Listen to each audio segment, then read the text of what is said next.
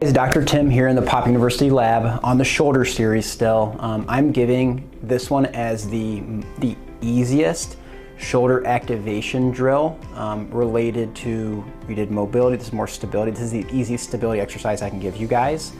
It's a little multi-joint, but it's really focused on the retraction, depression of the shoulder blade with arm movements that are functional. So it's 3 of them and they're all gravity eliminated, which means you're on your back.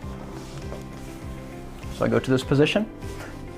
Shoulder blades are flat. I take my shoulder blades and I go down and back like I'm pinching them together, T's, Y's, and W's. So the first one down and back, I go to my T position, my body, my arms, and I attempt an air bear hug.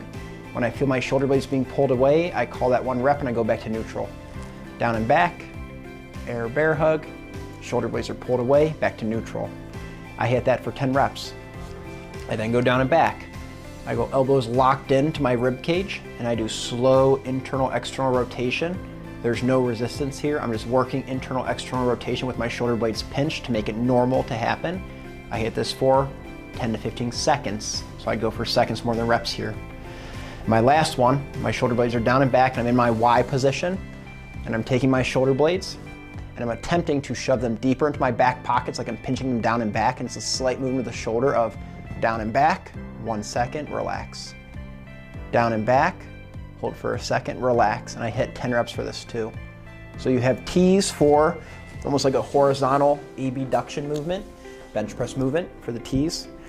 The W's, gravity eliminated, are great for rotator cuff activation combined with scapular stability of the pinch. And then the Y's being more of an overhead position while your shoulder blades are pinched down and back, almost exaggerating each movement to make it normal in a functional position. Those are probably the easiest activation drills you could do, or the ones that are associated with the current shoulder structure and function lesson or lecture. So check those ones out, maybe do those first in terms of trying them.